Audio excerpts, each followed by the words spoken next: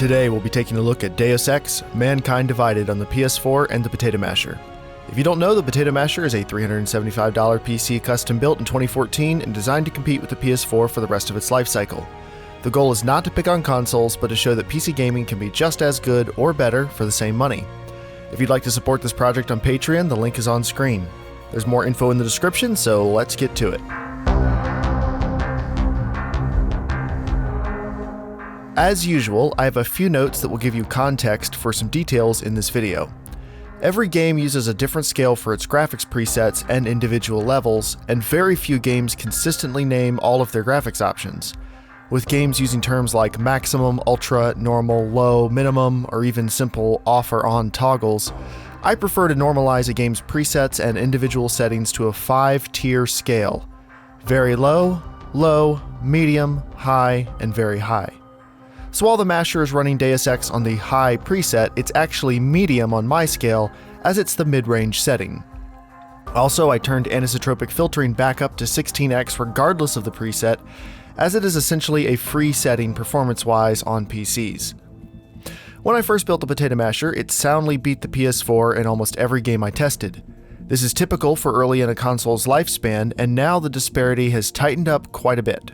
At medium settings, the Masher looks more similar to the PS4 version of Deus Ex than it's different. Both platforms look pretty good, but Deus Ex is very demanding on older hardware, and they aren't perfect. Both platforms run at native 1080p and target 30 FPS. The overall experience is comparable, but there are still some differences that are worth taking a look at. First, the frame rate. While the PS4 targets 30 FPS, it does drop into the mid to high 20s at several spots during the first few hours of gameplay. To avoid spoilers, I'm only showing the first hour or so of gameplay here in the recorded footage, but so far I haven't found any other situations where the PS4 runs worse than this walk through a train station, so I'm going to rely on this sequence to highlight the biggest differences you can expect to see. The Masher also experiences a few drops in the same area, but the experience is still a little better. Here you can see the PS4 with some noticeable screen tearing. The PS4 version of the game is using adaptive VSync, so in any areas where the frame rate drops below 30, you can expect to see a few tears because VSync is no longer on. Most of the time it's not an issue, but it's noticeable when it happens.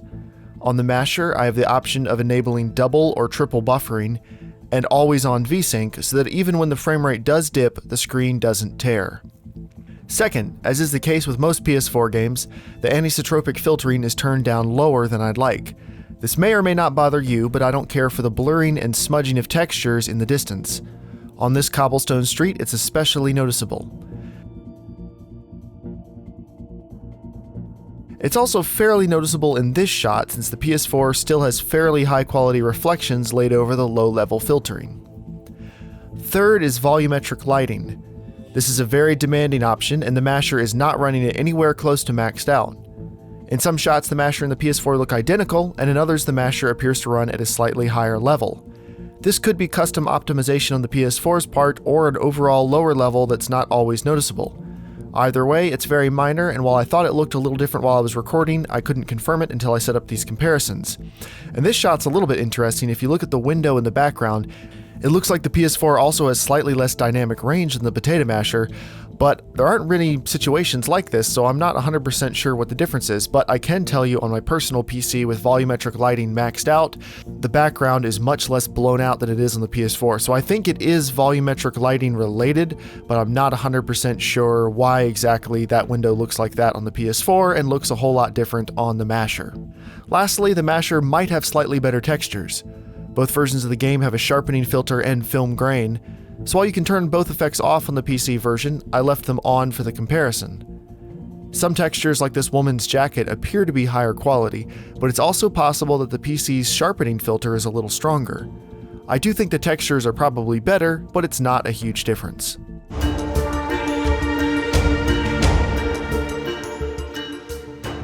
In what's likely to be a surprise for no one, the Masher has trouble running the game at higher than 30 FPS. Even on very low settings and at 1080p, the frame rate stayed in the 40s and low 50s most of the time in this hub area, which is one of the more demanding areas I've found. The object pop-in and general graphics level is not very good looking, so I wouldn't consider very low settings to be acceptable. At 900p and low settings, the frame rate is now in the mid-50s to locked 60 range, and it's a bit more playable. Using the MSI Afterburner performance overlay, you can see that the CPU usage is very high. The GPU is also close to maxed out, but the CPU usage is high enough that it's likely preventing the frame rate from staying at a locked 60 FPS at this resolution and these settings. Dropping all the way down to 720p and low settings, the frame rate is a lot more consistent. However, at such a low resolution, the aliasing starts to become distracting and the overall graphical fidelity is much lower than I'd want to play the game at, 60 FPS or no. If I enable temporal anti-aliasing, the image becomes very soft. The aliasing is much better, but I still don't like how it looks, so I'd rather play the game at 30 FPS and 1080p than 720p and 60. At very low settings in 1440p, the masher can mostly hold 30 FPS, but there are still a fair amount of drops and issues. Deus Ex is a game that could have benefited from some type of resolution scaling, especially since it does have a good temporal anti-aliasing option and a sharpening filter. As it is now, I don't consider the 1440p performance and visuals to be acceptable, and I would stick to 1080p. Deus Ex: Mankind Divided is a demanding, good-looking game, and it's the type that most people will never see at maximum settings for another few years. At 4K and high settings, the 980 Ti in my personal rig can barely stay above 30 FPS. It looks incredible, and it's not even maxed out. In a few years, when you can run this at 4K and 60 FPS on high-end hardware, it's going to be even better. As far as the masher is concerned, it bags another win over the PS4, but both platforms are very good. As long as you're fine using a controller for the PS4, you should be happy playing the game on either platform. If you enjoyed this video, check out the original build video or any of the other Potato Masher videos linked on screen. This project was started by the Casual Shenanigans Gaming Podcast, so click the link to check us out. You can support this channel and the Potato Masher project by tossing me a few bucks on Patreon. It helps me test new games quicker and better and prepare for the PS4 Neo. Thank you for your support, thank you for watching, and I'll see you next time.